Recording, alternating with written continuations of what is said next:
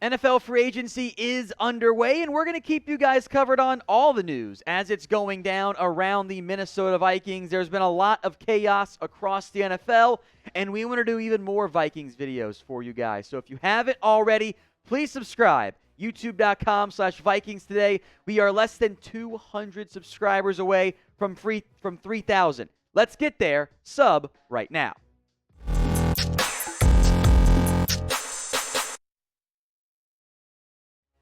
The big move of the day for the Minnesota Vikings, Jordan Hicks is coming aboard as a new inside linebacker for the organization as they make the full transition to more of a 3-4 scheme. They signed Harrison Phillips yesterday on Monday. Now today, Jordan Hicks coming aboard as a potential Anthony Barr replacement. We'll talk about all that good stuff here in a little bit. It's a 2-year deal worth $10 million. For Jordan Hicks, upside on it to $12 million. So a $5 million a year deal, $6.5 million guaranteed, probably part of his signing bonus and probably his guaranteed salary this year. You're probably looking at maybe a $3 or $4 million cap hit, probably somewhere in that range, assuming there's no like funny money void deals tacked on at the back end.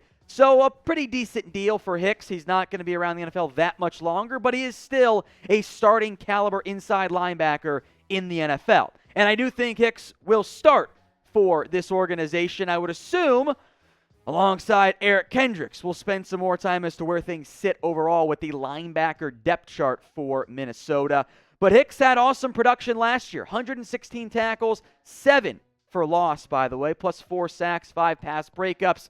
Arizona didn't want to pay him I think they saved like $6 or $7 million by cutting Hicks, and he gets less than what he was going to make, so the right move in the end by Arizona. They needed to play Zaven Collins and Isaiah Simmons at inside linebacker, so not a huge surprise they release Jordan Hicks as he gets low-end starting money. Not bad for an aging player, and not a bad deal for Minnesota either. So grade the signing for me. A, B, C, D, or F. How do you feel about the addition of Jordan Hicks? Drop a grade for me right now in the comment section. I'm going to give it a B or so. If you want to go B minus, B plus, that's fine. It's not like a, wow, what a steal. I reserve an A for those particular grades. It's not bad either.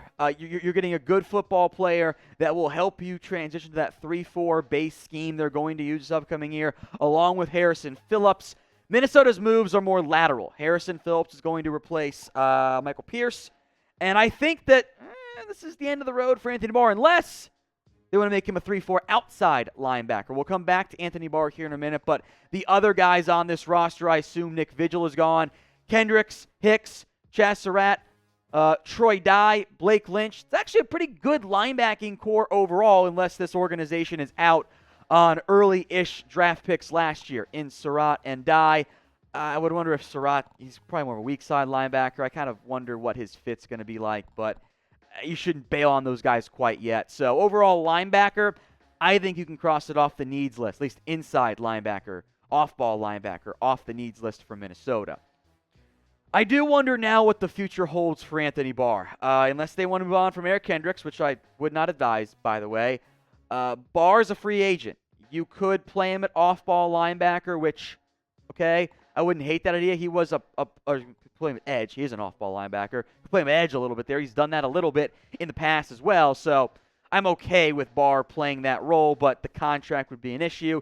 He was going to kind of do that in New York back when he pulled the Anthony Barr. We had a Randy Gregory pull an Anthony Barr today. He flips from Denver, kind of Dallas back to Denver. He was close on that Denver deal, and then just that whole disaster. So I don't know what happens to Anthony Barr. I'm going to lean towards gone. If he is back, I'd say as a pass rusher full-time.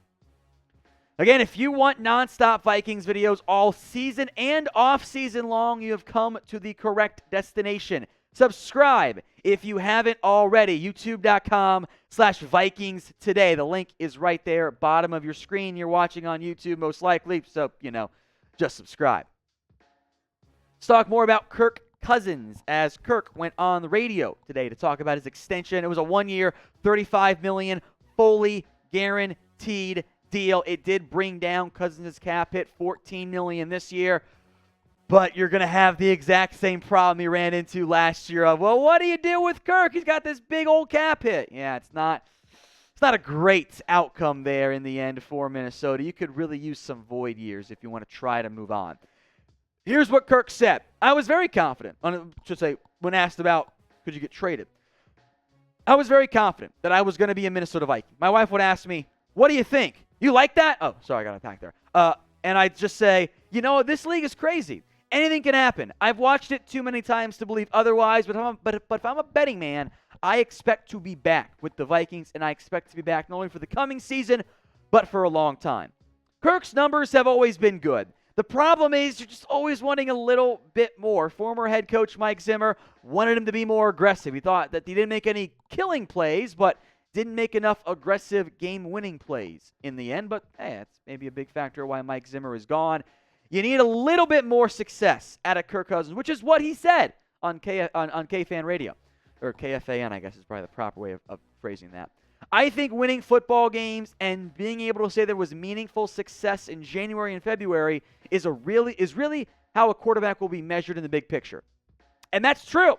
Kirk has not yet done that. What he does do is get the bag like a king, almost to the Chase Daniel level. Kirk Cousins and his agent have done a fantastic job of utilizing the open market to their advantage. He has consistently been among the highest paid QBs in the NFL. And for perspective, a 1-year $35 million deal is a bit closer to a 3-year $40 million deal. That's a lot of money for 1 year with not that flexibility. But like Kirk said, the results have to be just a little bit better. The touchdown interception ratio, the completion percentage, all look good. Even as that comp percentage goes down the wrong way, there's playmakers on this Vikings team. Kevin O'Connell's in here as the Vikings head coach to have success with Kirk Cousins. Otherwise, they got to make some changes soon.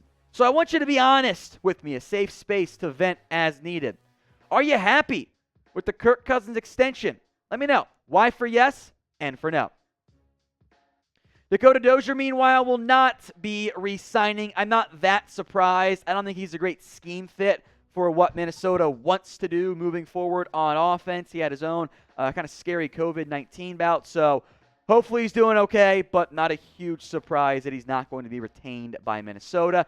Does, however, sound like maybe Sean Mannion is brought back on a probably 1-year deal. He's going to re-sign. That's the plan there for Minnesota.